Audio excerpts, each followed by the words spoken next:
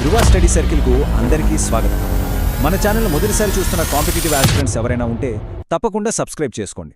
అలానే ప్రతి అప్డేట్ కోసం మన టెలిగ్రామ్ గ్రూప్లో జాయిన్ అవ్వండి.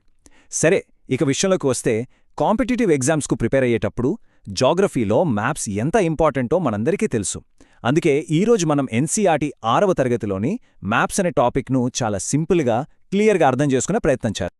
ఎప్పుడైనా ఒక నారింజ పండు తొక్కని చదునుగా అంటే ఫ్లాట్గా పరచడానికి ట్రై చేశారా? చేస్తే ఏమవుతుంది? అది చిరిగిపోతుంది, ముక్కలైపోతుంది కదా. అచ్చం మ్యాప్స్ తయారు చేయడంలో ఉన్న అసలైన సమస్య కూడా ఇదే.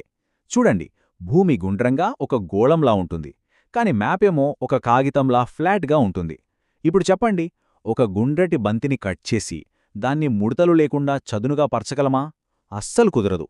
ఠీక్ అలానే మన భూగోళాన్ని కూడా ఎటువంటి వక్రీకరణ అంటే డిస్టార్షన్ లేకుండా ఒక పేపర్ మీద గీయడం అసాధ్యం. ఈ ప్రాసెస్లో వాటి ఆకారాలు, సైజులు కొద్దిగా మారతాయన్నమాట. మొత్తం భూమిని ఒకేసారి ఒకే మోడల్లో చూడాలి అనుకుంటే గ్లోబ్ బెస్ట్ ఆప్షన్. కానీ ఒక్కసారి ఆలోచించండి, మన దేశం గురించి లేదా మన రాష్ట్రం, ఇంకా చెప్పాలంటే మన ఊరి గురించి డీటెయిల్డ్గా తెలుసుకోవాలి అనుకున్నప్పుడు గ్లోబ్ మనకు అంతగా హెల్ప్ అవ్వదు, అవునా? ఆ సిచ్యువేషన్లోనే మనకు మ్యాప్స్ అవసరం పడతాయి. మ్యాప్స్ ఏం చేస్తాయంటే ఒక స్పెసిఫిక్ ఏరియా మీద ఫోకస్ చేసి మనకు కావలసినన్ని వివరాలిస్తాయి. సరే, మరి ఈరోజు మనం ఏం నేర్చుకోబోతున్నాం? ఫస్ట్, గ్లోబ్ నుంచి మ్యాప్కు ఎందుకొచ్చామో చూద్దాం. ఆ తర్వాత ఎన్ని రకాల మ్యాప్స్ ఉన్నాయో తెలుసుకుందాం. ఫైనల్గా మ్యాప్స్ను చదవడానికి కావలసిన 3 ముఖ్యమైన విషయాలు అంటే దూరం, దిశ మరియు చిహ్నాల గురించి డీటెయిల్డ్గా చూద్దాం. ఓకే, మన ప్రయాణం మొదలుపెట్టే ముందు అసలు మ్యాప్ అంటే ఏంటి, దాని కరెక్ట్ డెఫినేషన్ ఏంటో ఒకసారి చూసేద్దాం. ఇది మన ఫస్ట్ స్టెప్. గమనించండి, ఇక్కడ చాలా ముఖ్యమైన మాట ఏంటంటే ఒక స్కేల్ ప్రకారం. దాని అర్థమేంటంటే మ్యాప్ అనేది ఏదో ఊరికే గీసిన బొమ్మ కాదు, అది ఖచ్చితమైన కొలతలతో ఒక పర్ఫెక్ట్ రేషియోతో గీసిన చిత్రం. ఈ స్కేల్ అనే పదం చాలా చాలా ఇంపార్టెంట్. దాని వాల్యూ ఏంటో మన ముందు ముందు తెలుసుకుంటాం.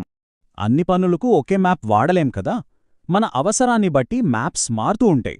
సింపుల్గా చెప్పాలంటే పర్వతాలను చూడటానికి ఉపయోగించే మ్యాప్ వేరు, మన రాష్ట్రాల బార్డర్స్ చూడటానికి ఉపయోగించే మ్యాప్ వేరు.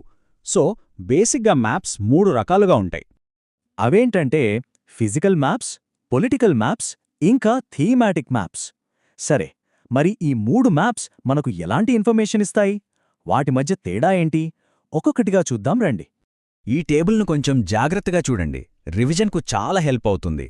చూడండి, ఫిజికల్ మ్యాప్స్ అంటే ప్రకృతిలో సహజంగా ఉండే పర్వతాలు, నదులు, వాటి గురించి చెప్తాయి.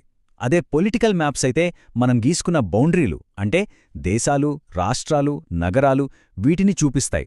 ఇక మూడోది థీమాటిక్ మ్యాప్స్. ఇవి ఒక స్పెసిఫిక్ టాపిక్ మీద మాత్రమే ఫోకస్ చేస్తాయి. ఉదాహరణకు దేశంలో రెయిన్ఫాల్ ఎలా ఉంది, లేదా రోడ్ నెట్వర్క్ ఎలా ఉంది, ఇలాంటివి అన్నమాట. సరే, ఇప్పుడు మ్యాప్ ఏదైనా సరే దాన్ని కరెక్ట్గా అర్థం చేసుకోవాలంటే మనకు 3 విషయాలు ఖచ్చితంగా తెలియాలి. అవేంటంటే డిస్టెన్స్, డైరెక్షన్ మరియు సింబల్. ఒక రకంగా చెప్పాలంటే ఇది మ్యాప్ యొక్క భాష. ఈ భాష గనక మనకొస్తే ఎలాంటి మ్యాప్నైనా ఈజీగా చదివేయొచ్చు. మొదటిది దూరం. ఎప్పుడైనా ఆలోచించారా? వందల, వేల కిలోమీటర్ల దూరాన్ని మన చేతిలో ఉండే చిన్న పేపర్ మీదికి ఎలా తీసుకువస్తారని? అక్కడే మనకు స్కేల్ అనే కాన్సెప్ట్ హెల్ప్ చేస్తుంది. ఈ స్కేల్ ఏం చేస్తుందంటే మొత్తం ప్రపంచాన్ని ఒక చిన్న మ్యాప్లోకి కుదిస్తుందన్నమాట. ఒక సింపుల్ ఎగ్జాంపుల్ చెప్తాను. మీ ఇంటి నుంచి మీ స్కూల్కి 10 కిలోమీటర్లు దూరం ఉందనుకుందాం. దాన్ని మ్యాప్లో కేవలం 1 సెంటీమీటర్గా చూపించారనుకుందాం. అప్పుడు ఆ మ్యాప్ స్కేల్ ఏమవుతుంది? 1 సెంటీమీటర్ = 10 కిలోమీటర్స్. అంతే. ఈ స్కేల్ మనకు తెలిస్తే చాలు, మ్యాప్లో ఏ 2 ప్లేసెస్ మధ్యనైనా రియల్ డిస్టెన్స్ని మనం క్యాల్కులేట్ చేయొచ్చు. అందుకే అంటారు, స్కేల్ లేకపోతే మ్యాప్ కేవలం ఒక గీతంలాంటి బొమ్మ మాత్రమే. ఇక్కడ కొంచెం కన్ఫ్యూజింగ్గా అనిపించే ఒక పాయింట్ ఉంది, జాగ్రత్తగా వినండి. పేర్లు రివర్స్లో ఉంటాయి. లార్జ్ స్కేల్ మ్యాప్ అంటే అది ఒక చిన్న ఏరియాను అంటే ఒక గ్రామం లేదా పట్టణాన్ని చాలా ఎక్కువ డీటెయిల్స్తో చూపిస్తుంది. ఉదాహరణకు 5 సెంటీమీటర్లు = 500 మీటర్లు. అదే స్మాల్ స్కేల్ మ్యాప్ అనుకోండి, అది చాలా పెద్ద ఏరియాను అంటే దేశాలు, ఖండాలను తక్కువ వివరాలతో చూపిస్తుంది. ఉదాహరణకు 5 సెంటీమీటర్లు = 500 కిలోమీటర్లు. సో సింపుల్గా గుర్తుపెట్టుకోండి, మనకు ఎక్కువ డీటెయిల్స్ కావాలంటే మనకు లార్జ్ స్కేల్ మ్యాప్ కావాలి. సరే, డిస్టెన్స్ గురించి చూశాం కదా. ఇప్పుడు మ్యాప్ లాంగ్వేజ్లో రెండో పార్ట్, అదే డైరెక్షన్. అంటే మనం వెళ్లాల్సిన దారిని ఎలా కనుక్కోవాలి చూద్దాం. మనకు తెలిసిందే 4 మెయిన్ డైరెక్షన్స్ ఉంటాయి. North, south, east, west. అంటే ఉత్తరం, దక్షిణం, తూర్పు, పడమర. వీటి మధ్యలో ఇంకో 4 ఉంటాయి. నార్త్ ఈస్ట్ ఈశాన్యం, సౌత్ ఈస్ట్ ఆగ్నేయం, సౌత్ వెస్ట్ నైరుతి మరియు నార్త్ వెస్ట్ వాయువ్యం. మీరు ఏ మ్యాప్ చూసినా సరే చాలా వాటికి పైన కుడివైపు మూలలో ఎన్ అని రాసి ఒక యారో మార్క్ ఉంటుంది. అది నార్త్ డైరెక్షన్ని చూపిస్తుంది. ఒక్కసారి మనకు నార్త్ ఎటుందో తెలిసిందంటే చాలు, మిగతా అన్ని డైరెక్షన్స్ని చాలా ఈజీగా కనిపెట్టేయచ్చు. మ్యాప్లో నార్త్ ఎటుందో బానే ఉంది, కానీ మనం రియల్గా నిలబడ్డ చోట నార్త్ ఎటుంది అని ఎలా తెలుస్తుంది? ఆ ప్రాబ్లంను సాల్వ్ చేసేదే కంపాస్ లేదా దిక్సూచి. దానిలో ఉండే మ్యాగ్నెటిక్ నీడిల్ ఎప్పుడూ నార్త్ సౌత్ డైరెక్షన్లోనే చూపిస్తుంది. సో దాని హెల్ప్తో మనం మ్యాప్ను కరెక్ట్ డైరెక్షన్లో పెట్టి చదవగలమనమాట. ఇక మ్యాప్ లాంగ్వేజ్లో మనం నేర్చుకోవాల్సిన మూడోది, లాస్ట్ది సింబల్స్ అంటే చిహ్నాలు. ఒక విషయం చెప్పండి, మనకు ఏ దేశం భాష రాకపోయినా ఆ దేశం మ్యాప్ను మనం ఎలా అర్థం చేసుకోగలుగుతున్నాం? దానికి కారణం ఈ సింబల్సే. ఇవి ఒక యూనివర్సల్ లాంగ్వేజ్ లాంటివి. అవును కదా, ఒక మ్యాప్లో ప్రతి బిల్డింగ్ని, ప్రతి రోడ్ని, ప్రతి బ్రిడ్జ్ని ఉన్నది ఉన్నట్టు గీయడం సాధ్యం కాదు. అందుకే వాటి బదులుగా కొన్ని సింబల్స్, కలర్స్, లైన్స్ వాడతాం. ఈ సింబల్స్ మీద ఒక ఇంటర్నేషనల్ అగ్రిమెంట్ ఉంది. అంటే ప్రపంచం మొత్తం వీటినే వాడతారు. అందుకే వీటిని కన్వెన్షనల్ సింబల్స్ అంటారు. కలర్స్ కూడా అంతే.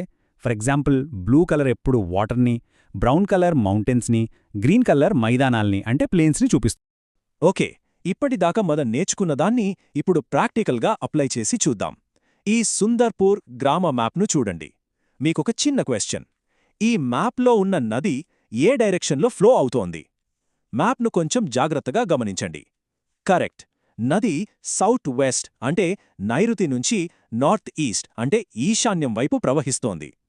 చూసారా, మనం నేర్చుకున్న డైరెక్షన్స్, సింబల్స్ నాలెడ్జ్ని ప్రాక్టికల్గా ఎలా ఉపయోగించవచ్చో? ముగించే ముందు 2 పదాల మధ్య ఉన్న తేడాను క్లియర్గా తెలుసుకుందాం. స్కెచ్ మరియు ప్లాన్. స్కెచ్ అంటే ఏంటి? అది స్కేల్ లేకుండా మన మెమరీని బట్టి రఫ్గా గీసే డ్రాయింగ్. ఫర్ ఎగ్జాంపుల్, మీ ఫ్రెండ్కి వాళ్ళ ఇంటికి దారి చూపించడానికి పేపర్ మీద గీసిస్తారు కదా, అదొక స్కెచ్. కానీ ప్లాన్ అలా కాదు. అదొక చిన్న ఏరియాను, అంటే ఒక రూమ్ పొడవు, వెడల్పు లాంటి వివరాలతో ఖచ్చితమైన స్కేల్తో గీసిన డీటెయిల్డ్ డ్రాయింగ్ అన్నమాట. సో చివరిగా చెప్పేది ఏంటంటే, మ్యాప్స్ కేవలం దారులు చూపించే టూల్స్ మాత్రమే కాదు, అవి మన భూమికి సంబంధించిన ఎన్నో కథలను దాచిపెట్టిన ఒక పవర్ఫుల్ డాక్యుమెంట్స్. వర్షపాతం దగ్గరనుంచి అడవుల వరకు, పర్వతాల నుంచి నగరాల వరకు ప్రతి మ్యాప్ మనకొక కథ చెప్తుంది. ఇప్పుడు ఆ మ్యాప్ లాంగ్వేజ్ మనకు తెలుసు కాబట్టి నెక్స్ట్ ఏ కథ చదవాలో మనమే నిర్ణయించుకోవచ్చు.